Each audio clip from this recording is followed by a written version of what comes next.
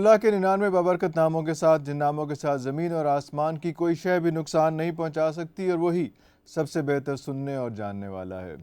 जनाबे वाला, Pakistani cricket, PCB, Pakistan के प्लेयर्स और हम, और गुफ्तगू करेंगे हमारे साथ इस मौजू पे हमारे बहुत प्यारे, बहुत खूबसूरत, हमारे एक बहुत ज़बरदस्त एनालिस्ट मिर्ज़ा इकबाल बेग साहब। सर, बहुत शुक्रिया आपकी तशरीफ़ आवरी का। सर, बहुत बहुत शुक्रिया इरफान असगर साहब, आपकी मोहब्बत का। सर मुझे बताइए, जो मैंने टाइटल पढ़ा है ये बिल्कुल ठीक है कि पाकिस्तान क्रिकेट और हम कितने खिलोते हैं? ऐसी सर, कहाँ हैं हम? Where do we stand now after this world cup? बिल्कुल आपने सही टाइटल पढ़ा कि पाकिस्तान क्रिकेट और हम, क्योंकि कल मैं देख रहा था इरफान साहब लाइव मनाजिर कि जिस तरह से भारतीय क्रिकेट टीम का इस्तकबाल हुआ था। मेरीन ड्राइव मुंबई पे जा रही थी और पूरा वानखेड़े स्टेडियम खचाखच भरा हुआ था, तो मेरा दिल खून के आंसू रो रहा था कि काश पाकिस्तानी क्रिकेट टीम भारतीय टीम की जगह होती, और काश हम तारीख दोहराते 2017 की चैंपियंस ट्रॉफी में। जब पाकिस्तानी टीम जीत कर आई थी 18 जून 2017 को, तो अलग अलग लड़के आए थे, लेकिन मुझे 92 का वर्ल्ड कप याद है कि 92 के वर्ल्ड कप में लाहौर में बड़ा पुरतपाक खैर मकदम हुआ था।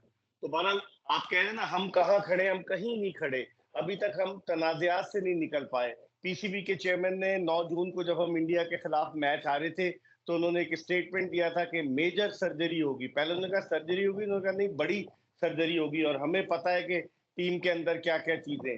लेकिन अब आप अंदाजा लगाएं कि 1 महीना होने को आ रहा है, कुछ भी नहीं हुआ, और मुख्तलिफ किस्म के बयानात देते। सर्जरी प्लेयर्स की तो नहीं हुई, अलबत्ता गद्दाफी स्टेडियम लाहौर की मेन बिल्डिंग की हो गई, जिसको गिरा दिया गया और चैंपियंस ट्रॉफी के लिए नई बिल्डिंग तैयार की जा रही है। तो पाकिस्तान क्रिकेट के मामला बड़े उलझे हुए। एक तरफ मोहम्मद रिजवान जो है वो पेशावर में प्रेस कॉन्फ्रेंस करके पीसीबी के चेयरमैन की तारीफ में जमीन आसमान के कलाबे मिला देते हैं। दूसरी जानब बाबर आजम आकर ऑस्ट्रेलिया के एक पिंच हिटर आए कोच, उनके साथ बैठ जाते हैं। और बाकी पाकिस्तानी प्लेयर्स कहाँ हैं? शाहीन शाह अफरीदी इंग्लैंड में है। तो बिल्कुल बिखरे बिखरे से हैं इरफान साहब हम लोग, और आपने सही कहा कि कहाँ खड़े हैं, ये तो हमें भी नहीं पता कि हम कहाँ खड़े हैं। अच्छा, अगर हम यहीं से बात शुरू करें कि अभी जो तीन सीरीज़ होनी है, जो पाकिस्तान के अंदर ही होनी है, उसमें एक सीरीज़ भी लाहौर के अंदर नहीं है, मुल्तान में है, कराची में है और पिंडी में है। मैं बात करूं बांग्लादेश वाली और इंग्लैंड वाली, जो अगली सीरीज़ है, तो ये लाहौर में कोई भी नहीं है। सिर्फ इस वजह से है क्योंकि यहाँ पे सर्जरी हो रही है स्टेडियम की। जी हाँ, बिल्कुल आपने सही पहचाना, क्योंकि लाहौर में वो बनने में वक़्त लगेगा, तो इसलिए लाहौर में उन्होंने कोई मैच नहीं रखा। और जो मुल्तान में या कराची में रखा है, तो इट मीन्स कि कराची का पहले नेशनल स्टेडियम, कराची की मेन बिल्डिंग को डिमोलिश करने का शायद प्रोग्राम था। लेकिन अब लग रहा है कि थोड़ा साइड में रेनोवेशन होगा, तो कराची में टेस्ट मैच हो जाएगा। सितंबर के फर्स्ट वीक में, अगस्त में जो है वो टेस्ट मैच जो है कहीं और है, रावलपिंडी या मुल्तान में। तो आप सही कह रहे हैं, लाहौर के लिए वो पूरी तैयारी कर रहे हैं। लेकिन एक चीज है इरफान साहब, मैं भारतीय जर्नलिस्ट को सुन रहा था, विक्रांत गुप्ता को, वो ये कह रहा है कि पीसीबी के चेयरमैन ने ट्रेन मिस कर दी। इनको बारबाडोस में जो आईसीसी T20 वर्ल्ड कप का फाइनल था 29 जून को, वहां इनको मदऊ किया गया था, और वहां काफी लोग आए हुए थे। तो आईसीसी का चेयरमैन ग्रेगरी बाकले भी था, जय शाह भी था। तो वहां बातचीत हो सकती थी चैंपियंस ट्रॉफी के स्केड्यूल के हवाले से। अगरचे पाकिस्तान क्रिकेट बोर्ड ने स्केड्यूल बनाकर भेज दिया आईसीसी को, लेकिन अभी तक भारत ने उसके हवाले से कोई रजामंदी जाहिर नहीं की है। और आपको पता है 2014 से भारत में नरेंद्र मोदी की हुकूमत है, और एक मरतबा फिर नरेंद्र मोदी जीत गए। पिछली दफा भी उन्होंने ना एशिया कप में आने दिया टीम को, और उससे पहले भी। तो मुझे लग रहा है कि हालात और वाकयात जो है किसी और समझ जा रहे हैं। ठीक है, हम रेनोवेशन कर रहे हैं, अच्छी बात है, काफी पैसे खर्च कर रहे हैं, लेकिन होगा क्या? क्या चैंपियंस ट्रॉफी यहाँ होगी या नहीं होगी, ये एक मिलियन डॉलर्स क्वेश्चन है। और क्या भारत अपनी अजारादारी कायम रखते हुए ये डिमांड करेगा कि हाइब्रिड मॉडल पर, जिस तरह से एशिया कप के मैचेस हुए, चैंपियंस ट्रॉफी के मैचेस, वह हाइब्रिड मॉडल पर किए जाएं? ये देखना होगा। सर, एक तो बात ये हो गई ना कि इंडिया यहाँ पे आएगा, या बीसीसीआई ने अभी तक उस पर रिस्पॉन्ड किया है कि नहीं चैंपियंस ट्रॉफी के स्केड्यूल पे? मेरी खबर तो ये है कि शायद आईसीसी ने रिसीव तो कर लिया, लेकिन उस पर रिस्पॉन्ड नहीं किया अभी तक आईसीसी ने भी। Is it so? जी हाँ, बिल्कुल सही है। पाकिस्तान क्रिकेट बोर्ड ने इरफान साहब शेड्यूल बनाकर भेज दिया था, और भारत के 3 मैचेस थे, और तीनों के तीनों मैचेस गद्दाफी स्टेडियम लाहौर में रखे गए।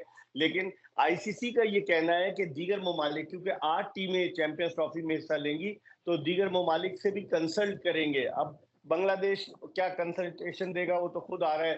सिर्फ मेरे ख्याल में एक अफगानिस्तान, उसको वो इतना इम्पोर्टेंस नहीं देते।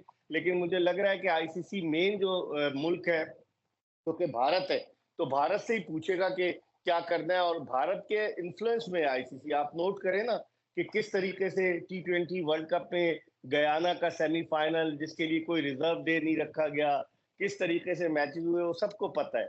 तो लोग तो यही कह रहे हैं, जो मेरी छठी हिस्स कह रही है कि भारत इस सिलसिले में पाकिस्तान को कहीं ना कहीं लटकाएगा, लंबा मतलब पाकिस्तान को लटकाएगा और रोल ऐसा प्ले करेगा कि पाकिस्तान के लिए मुश्किलात और परेशानियां बढ़ जाएं। ऐसी सिचुएशन में तो अक्सर अफ़गानिस्तान भी ये कह देता है कि हमने भी नहीं आना, तो आप ये भी एक्सपेक्ट कर रहे हैं? क्योंकि बाकी मुल्कों का तो कोई ऐसा इशू नहीं है, बांग्लादेश वगैरह या बाकी तो न्यूजीलैंड, ये लोग तो उनके बी टीम, सी टीम या वॉटेवर, लेकिन वो टीमें जो हैं वो सारे उनके क्रिकेट बोर्ड्स ने उनको भेजा हुआ है, बाकी टीमें तो सारी आई हुई हैं। आपने सही कहा, अफगानिस्तान को तो भारत ने बहुत ज्यादा सपोर्ट किया है। और भारतीय क्रिकेट टीम का जो पहला टेस्ट, अफगानिस्तान की क्रिकेट टीम का पहला टेस्ट मैच ही भारत के खिलाफ भारतीय सरजमीन पर हुआ। और भारत को वो कहते हैं कि हमारा होम ग्राउंड है, तो वो उनके इन्फ्लुएंस में है। आपने स्पॉन्सर्स देखे, अफगानिस्तान की टीम जो टी20 वर्ल्ड कप में खेल रही थी, majority of the sponsors they belong to India. तो मुझे लग रहा है इन्फ्लुएंस में तो है अफगानिस्तान, वो कहीं इधर उधर नहीं जाएगा। उनके कितने प्लेयर्स आईपीएल खेलते हैं और बहुत सारी चीजें। तो मुझे लग रहा है कि अफगानिस्तान साथ देगा। लेकिन अब ये आईसीसी पे इरफान साहब डिपेंड करता है, वो कितना स्ट्रांग है आईसीसी। बाद लोग तो ये भी कह रहे थे कि आईसीसी शायद इस बात पे भी गौर कर रहा है कि चैंपियंस ट्रॉफी के मैचेस 50 ओवर्स के बजाय 20 ओवर्स के करा दिए जाए, टी20 रखे जाए। अभी तक इस हवाले से कोई हतमी फैसला नहीं हुआ है, ना कोई खबर आई है। चैंपियंस ट्रॉफी तो 50 ओवर्स की होती है, जो हमने जीती थी सरफराज की कप्तानी में 18 जून 2017 को। तो मुझे लग रहा है कि आइंदा आने वाले दिनों में चीजें अनफोल्ड होंगी, फिर सही सूरत हाल पता चलेगी चैंपियंस ट्रॉफी के हवाले से। फरवरी में पाकिस्तान क्रिकेट बोर्ड ने 19 फरवरी से 9 मार्च तक का शेड्यूल दिया है चैंपियंस ट्रॉफी का। और आज हम जुलाई में खड़े हुए हैं सर, तो ये तो तकरीबन हार्डली 6 महीने रह गए पीछे, तो 6 महीने तो बहुत कम होते हैं इस किस्म के काम के लिए। लेकिन अगर हम आगे चलें तो हम ये देखते हैं कि क्या हम प्रिपेयर्ड हैं चैंपियंस ट्रॉफी के लिए, क्योंकि इससे पहले जब हमने 50 ओवरों का वर्ल्ड कप खेला था तो हमारी बहुत बुरी परफॉर्मेंस थी, और उसी के नतीजे में एक नया तनाज़ा खड़ा हुआ जिसमें बाबर आजम और शाहीन शाह अफरीदी आमने सामने आके खड़े हो गए, जो अभी भी लग रहा है कि कहीं कहीं ये चीज़ नज़र आ रही है। आप इससे इत्तेफाक करते हैं कि वो वाली इक्वालिटी या वो वाली बॉन्डिंग इन दोनों प्लेयर्स में इस वक्त नहीं है? बिल्कुल, जो मेरे ज़राए बताते हैं, अभी तक कंफर्म नहीं है, लेकिन बड़े बाखबर ज़राए उन्होंने बताया कि बाबर आज़म ने जो अपनी रिपोर्ट जमा कराई है इरफान साहब, पाकिस्तान क्रिकेट बोर्ड को, उस रिपोर्ट में उन्होंने 3 खिलाड़ियों को मेंशन किया है, इफ्तिखार अहमद, इमाद वसीम और शाहीन शाह अफरीदी। और इफ्तिखार वाओ! के बारे में कहा कि उनका उनका फ़ोकस नहीं था, इसलिए आपने नोट किया, फिर इफ्तिखार को उन्होंने ड्रॉप भी कर दिया था मैचेज़ में। इफ्तिखार का फ़ोकस नहीं था और वो जो थे वो बिल्कुल इंटरेस्ट नहीं ले रहे थे। वो समझ रहे थे जगह पक्की हो गई, और जिस तरीके से वो इंडिया के खिलाफ आउट हुए, उससे भी लग रहा था कि उनकी कोई दिलचस्पी नहीं है। फिर उन्होंने इमाद वसीम का उस रिपोर्ट में, जो मुझे ज़राए बता रहे हैं, अभी तक मुसद्दिक़ा नहीं है, लेकिन मुबैना तौर पर जो हमें पता चला है, उस रिपोर्ट में उन्होंने ये भी लिखा है कि इमाद वसीम 100% फिट नहीं थे इंडिया के खिलाफ, जो 9 जून को न्यूयॉर्क में मैच हुआ। और उनकी परफॉर्मेंस वो नहीं रही, गेंदें वो बड़ी बीट हुए। और शाहीन शाह अफरीदी के बारे में उन्होंने अपनी रिपोर्ट में मेंशन किया है कि वो फोकस नहीं थे, आइसोलेट होकर रह गए थे, अलग-अलग रहते थे। गालिबन कप्तानी से हटने के बाद शाहीन शाह अफरीदी जो थे वो मेंटली इतने स्ट्रॉन्ग नज़र नहीं आ रहे थे, और उन्होंने कहा जिसकी वजह से उनकी कारकर्दगी मुतासिर हुई। तो आमने-सामने तो खड़े, टीम में तो है गड़बड़ कि जिस तरीके से इरफान साहब, वो जो ड्रेसिंग रूम में जो तकरीर कर रहा था गैरी कर्स्टन, वो लीक हो गई। ना तो पाकिस्तान क्रिकेट बोर्ड ने तरदीद की, ना गैरी कर्स्टन ने की, वो अंदर से ही किसी ने लीक की है ना, क्योंकि वहां पर ड्रेसिंग रूम में खिलाड़ियों के अलावा और सपोर्ट स्टाफ के अलावा और कौन हो सकता है।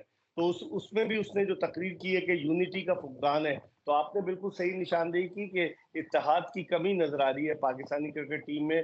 और जिस तरीके से रिजवान ने प्रेस कॉन्फ्रेंस की, मुझे तो लग रहा है कि वो कप्तानी की दौड़ में अपने आप को सबसे आगे लाकर खड़ा करना चाहते हैं व्हाइट बॉल क्रिकेट की, क्योंकि उन्होंने पीसीबी के चेयरमैन की तारीफ में जमीन आसमान के कलाबे मिला दिए। तो वो, और फिर उन्होंने जिस तरह की गुफ्तगू की, तो उससे तो समझने वाले जो है वो इशारों की जुबान समझ जाते हैं। लेकिन अब देखें क्या होता है। हालात बहुत बेहतर नहीं है व्हाइट बॉल क्रिकेट के नुक्ते निगाह से, लेकिन रेड बॉल क्रिकेट के लिए जो जराए बता रहे हैं वो यही है कि शान मसूद को रिटेन करने का फैसला किया है। 2 टेस्ट मैचेस बांग्लादेश के और 3 टेस्ट मैचेस इंग्लैंड के खिलाफ होंगे। शान मसूद की बात करें तो उसके साथ साथ ये खबरें भी आ रही हैं कि शान मसूद ने कहा है कि मुझे ये तीनों प्लेयर्स नहीं चाहिए, बाबर, रिजवान और शाहीन, इनके बगैर मैं खेलूंगा। तो आपके इसके बारे में क्या इन्फॉर्मेशन है? देखिए मतलब ये मुझे तो कंफर्म नहीं कि उन्होंने ये कहा है, लेकिन ये हमारा अलमिया है इरफान साहब के। पाकिस्तानी टीम में जो साबिक कप्तान आ जाते हैं, जो साबिक हो जाते हैं, वो कहीं ना कहीं उनका इंटरेस्ट जो है वो खत्म हो जाता है, चाहे वो शाहीन शाह अफरीदी हो। अब आप देखें ना, कितने लोग खेल रहे थे T20 वर्ल्ड कप में जिन्होंने पाकिस्तान की कप्तानी की थी। बाबर आजम तो कप्तान थे, शाहीन शाह अफरीदी, इमाद वसीम, मोहम्मद रिजवान, ये सब पाकिस्तान की कप्तानी कर चुके थे। तो इतने सारे जब आपके पास कप्तान जमा होंगे तो कुछ ना कुछ तो गड़बड़ होगी। और ये पाकिस्तान क्रिकेट का अलमिया है कि जो भी कप्तान बनता है, अगर सीनियर प्लेयर जिसको कप्तानी से हटा दिया जाता है, वो अपनी नाराजगी का इजहार करता है। तो अब देखते हैं कि जो शान खान किया टेस्ट मैचेस में, तो मुझे लग रहा है कि बाबर आजम खेलेंगे टेस्ट मैचेस में और शायद ये शाहीन शाह अफरीदी को और रिजवान को आराम कराएं। लेकिन अभी तो नई सिलेक्शन कमेटी बनना है। जो गैर एलानिया चीफ सेलेक्टर थे, लगता है उनके रास्ते भी पीसीबी के चेयरमैन से जुदा हो रहे हैं, वहाब रियाज के। क्योंकि जब वहाब रियाज पाकिस्तान आए, वरना तो वो हर वक्त पीसीबी के चेयरमैन से मिलते थे, लेकिन आप नोट करें कि पाकिस्तान आने के बाद उनकी कोई मुलाकात नहीं हुई चेयरमैन पीसीबी से। और उन्होंने अपनी रिपोर्ट जमा करा दी और रिपोर्ट जमा करा के वो बर्मिंघम चले गए, इंग्लैंड, जहां पर के वर्ल्ड लीग हो रही है साबिक प्लेयर्स की। तो बजाय यही लग रहा है कि नई सिलेक्शन बने, कमेटी बनेगी। चेयरमैन साहब ने परसों जब बात की है मीडिया से लाहौर में, तो उसमें भी यही इंडिया दिया है। और अब ये कहा जा रहा है कि वहाब रियाज जो ट्रस्टेड आदमी थे, उनकी जगह आप चेयरमैन साहब ने बिलाल अफजल साहब पर एतमाद करने का फैसला किया है, क्योंकि बिलाल अफजल साहब उनके बड़े करीब हैं, पंजाब हुकूमत में निगरान वजीर भी रहे। तो अब देखें क्या सूरत हाल बनती है। चलें, ये तो एक बड़ी ज़बरदस्त खबर है कि चलो वहाब रियाज तो फिर किसी हद तक कोई क्रिकेट से इन चीज़ों से एसोसिएटेड थे। Coming back to world cup, मुझे ये बताइए कि जिस तरह से जितना गुस्सा आया था उस वक्त जब चेयरमैन साहब ने कहा था कि जनाब इनको एक बड़ी सर्जरी की ज़रूरत है और सारा कुछ हुआ था, जैसे इंडिया का मैच ख़त्म हुआ था, बहुत बड़ी स्टेटमेंट थी और बहुत वो एग्रेशन शो किया था। क्या ये ज़रूरी नहीं था कि इन सब प्लेयर्स की छुट्टियां कैंसिल करके समन किया जाता इनको, इनको कहा जाता है कि आप रिपोर्ट करें फौरी तौर पे पाकिस्तान में आके और सबसे पहले हमें ये बताएं कि हुआ क्या है, बजाय इसके कि उनको फ्री टाइम दिया कि अपनी फैमिलीज़ के साथ मूव करें। वो कोई इंग्लैंड चले जाए, कोई कहीं चला जाए, कोई दोस्तों के साथ चला जाए, कोई अपनी बेगमात के साथ टाइम स्पेंड करे। और हारिस रऊफ़ टाइप का जो एक इस किस्म का एक इंसिडेंट वहाँ से हो गया, तो क्या ज़रूरी नहीं था कि उनको कहा जाता कि नहीं, आपने जिन जो हरकतें हैं ये इस किस्म की नहीं है कि अब आपको हनीमून पीरियड दिया जाए, आप फौरन आगे रिपोर्ट करें और मैं बताएंगे क्या मसला हुआ and start working from day one. ये ऐसे नहीं होना चाहिए था। इतना रिलैक्स कर दिया, उसके बाद फिर किसने पूछना है, क्या पूछना है? फिर यही वाली बात होगी जिस तरह से शाहीन शाह अफरीदी ने कहा कि जनाब कोई बीमार था जो सर्जरी करनी थी, जब उनसे पूछा गया कि ये सर्जरी का क्या चक्कर है। दरअसल जब क्रिकेट बोर्ड कमजोर हो इरफान साहब और खिलाड़ी ताकतवर हो, तो इसी तरह की सूरत हाल पैदा होती है। आपने बिल्कुल सही निशानदेही की। अगर क्रिकेट बोर्ड पावरफुल होता, इस डिसबल परफॉर्मेंस के बाद उन्हें चाहिए था कि सबको बुलाते, लेकिन वो तो सब जॉय ट्रिप पर गए हुए थे, बमा एलो अयाल गए हुए थे, तो कौन बुलाता। और फिर उसके बाद जो 9 जून की भारत की शिकस्त के बाद जो बयान आया चेयरमैन साहब का, मुझे लगता है वो कूल डाउन करने के लिए था।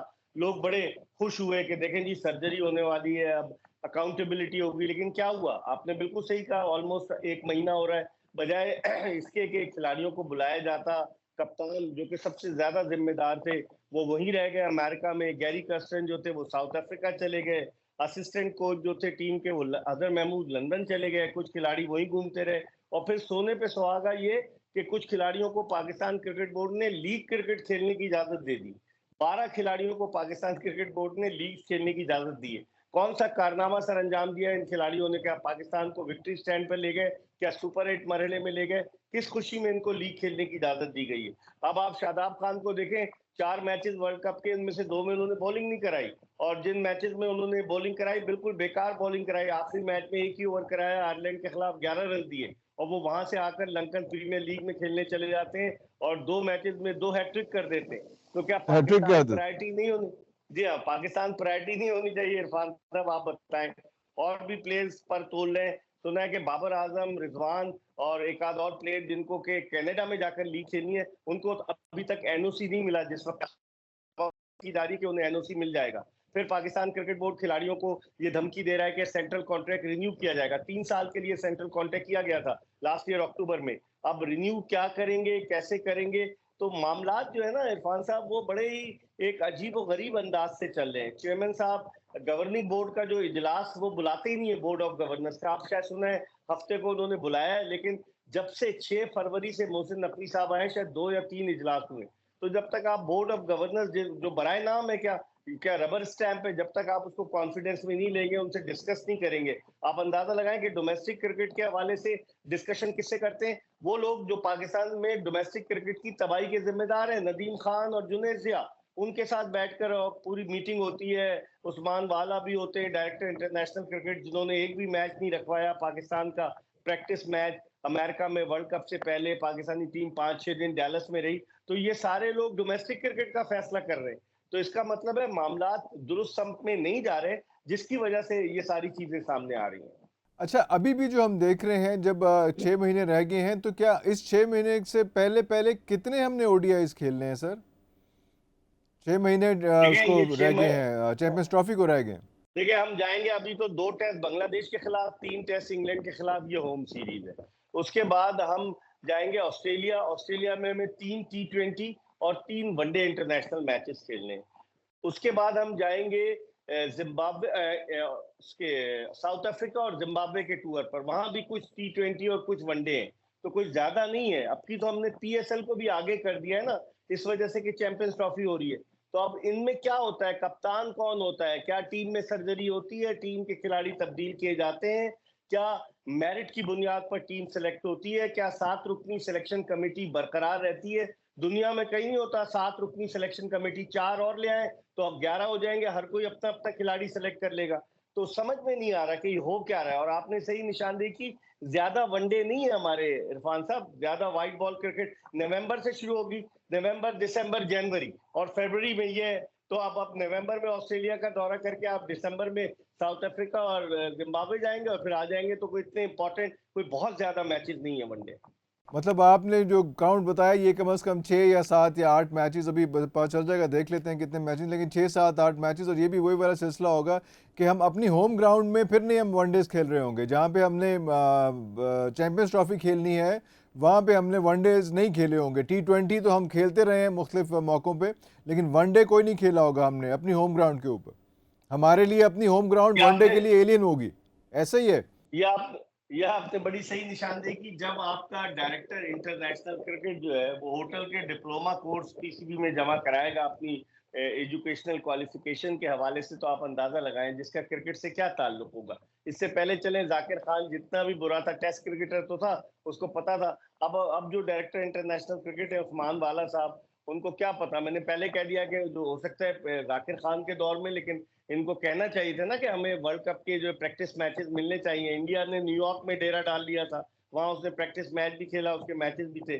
तो जब आपके हेल्म ऑफ अफेयर्स पर क्रिकेट चलाने वाले लोग क्रिकेट से ज्यादा जो आगाह नहीं होंगे, नाबलद होंगे, तो फिर तो यही सूरत हाल होगी ना कि आप होम ग्राउंड पे मैचेस ही नहीं खेल रहे और फिर जाकर आप चैंपियंस ट्रॉफी में खेलेंगे। फिर कोई खतरनाक सूरत हाल पैदा होती है, फिर आप कहेंगे सर्जरी करो, खिलाड़ी कोमा में चले जाएंगे। सर्जरी कब होगी, एनेस्थीसिया कहाँ से आएगा? ये बहुत सारे सवालात हैं इरफान साहब।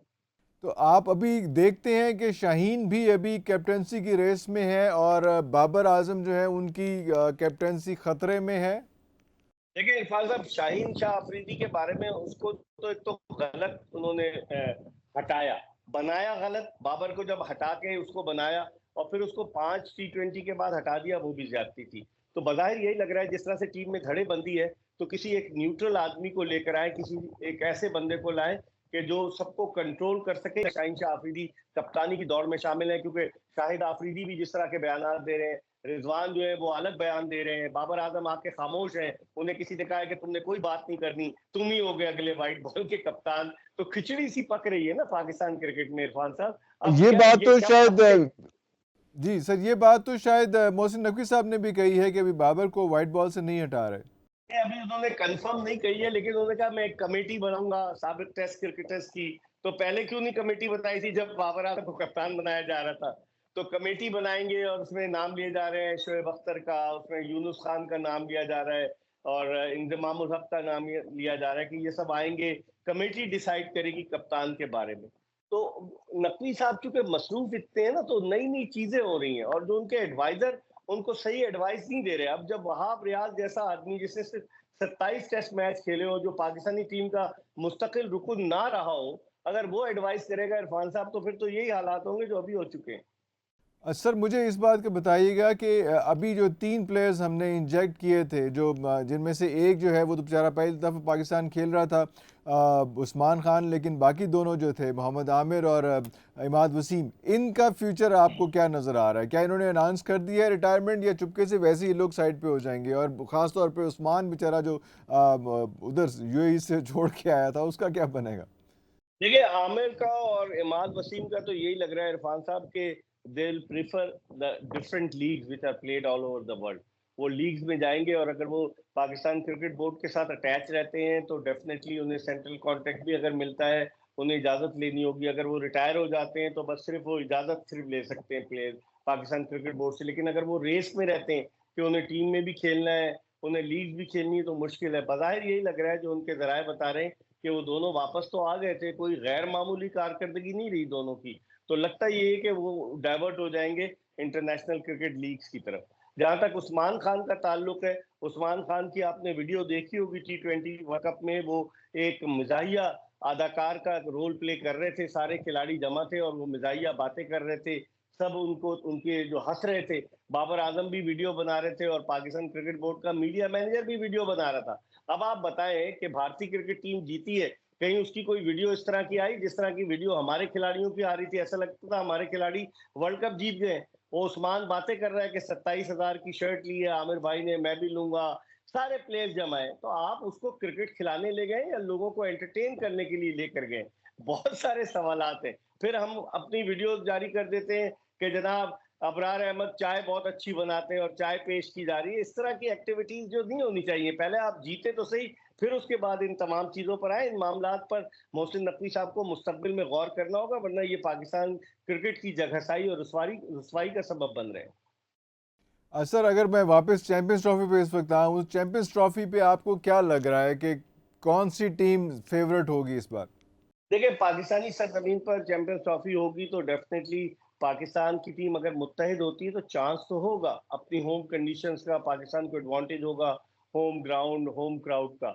लेकिन बज़ाहिर जो जिस तरह की सूरत हाल लग रही है इरफान साहब, ऑस्ट्रेलिया और इंडिया दो ऐसी टीमें, दोनों ने 50 ओवर्स के 2023 के वर्ल्ड कप के फाइनल के लिए भी क्वालिफाई किया था और इंडिया की विकटें ऑलमोस्ट पाकिस्तान की तरह की विकटें हैं। तो अगर भारतीय टीम पाकिस्तान आकर खेलती है तो डेफिनेटली उसको एडवांटेज तो होगा। और ऑस्ट्रेलिया की टीम भी बहुत तगड़ी है 50 ओवर्स की। अलग बात है कि T20 में वो वर्ल्ड कप के सेमीफाइनल में नहीं पहुंच सकी, लेकिन मुझे लग रहा है ये दो टीमें बड़ी ताकतवर टीमों के रूप में सामने आएंगी। इंग्लैंड को शायद थोड़ी सी कंडीशंस की वजह से प्रॉब्लम हो या न्यूजीलैंड को प्रॉब्लम हो, लेकिन मैं पाकिस्तान के हमरा ऑस्ट्रेलिया और इंडिया को देख रहा हूँ। ये 3 टीमें ज़्यादा स्ट्रांग होंगी। मैं इसलिए पूछ रहा था क्योंकि ये जो होम ग्राउंड और ये एनवायरनमेंट जो है, ये तो वैसे श्रीलंका और बांग्लादेश को भी सूट करता है, लेकिन श्रीलंका बांग्लादेश जो है इस वर्ल्ड कप में जो गुजरा है उसमें कोई बहुत अच्छा परफॉर्म नहीं कर सके। अफ़गानिस्तान की टीम का मैं समझ रहा था कि आप उस पर ज़रूर बात करेंगे कि वो फेवरेट्स में ज़रूर होगी, बेशक वो उसमें फाइनल तक ना पहुंचे, लेकिन जैसे उसकी परफॉर्मेंस चल रही है शायद फेवरेट्स में ज़रूर होगी। आपका इस ख्याल से मुत्तफिक होना ज़रूरी तो नहीं है, लेकिन फिर भी आप क्या कहते हैं इस बारे में? देखिए, अफगानिस्तान के बारे में इरफान साहब ये कहा जाता है कि वो T20 स्पेशलिस्ट हैं, वो शॉर्टर वर्जन। ओके, दुनिया भर में उनके ओके। खिलाड़ी T20 लीग में खेले थे। 50 ओवर्स क्रिकेट में वो अचानक उनके यहाँ जो है वो एक विकेट गिरती है तो धड़ाधड़ विकेटें गिरना शुरू होती है। वो पूरे 50 ओवर नहीं खेल पाते। अगरचे लास्ट ईयर वर्ल्ड कप में 50 ओवर्स के उन्होंने इंग्लैंड को हराया, उन्होंने पाकिस्तान को हराया। नो डाउट इन दैट कि उनकी परफॉर्मेंस बड़ी अच्छी रही, लेकिन वो स्पेशलिस्ट है T20 के। और अब आपने देख लिया T20 वर्ल्ड कप में कि वो रिलाय कर रहे थे अपने दोनों ओपनर रहमानुल्लाह गुरबाज और इब्राहिम जादरान पर, और फिर उनको किया। जब T20 में मिडिल ऑर्डर ऐसा होगा तो 50 ओवर्स की क्रिकेट जहां पर हेड डाउन करके खेलना है, जहां पर आपको बड़े संभल कर सिंगल डबल लेकर जाना है, वहां मैं समझता हूं कि अफगानिस्तान की टीम फंस सकती है।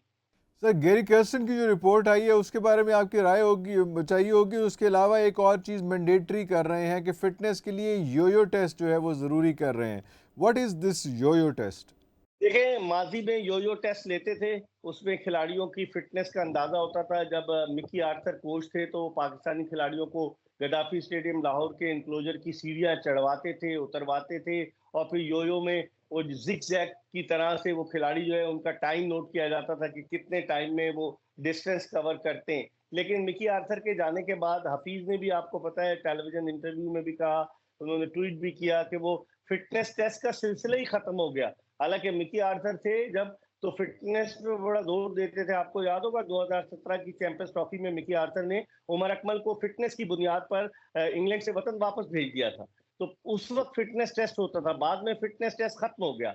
अब फिटनेस टेस्ट दोबारा लेने जा रहे हैं, मतलब बहुत सारे इकदाम करने पड़ रहे हैं पाकिस्तान क्रिकेट को। यानी कि एक ऐसी अजीब सूरत हाल से हम दो चार हो चुके हैं इरफान साहब के, पीसीबी के चेयरमैन को बहुत सारे इकदाम बैक वक्त करने पड़ रहे हैं जो पाकिस्तान क्रिकेट के लिए फायदेमंद भी साबित हो सकते हैं और नुकसानदेह भी साबित हो सकते हैं।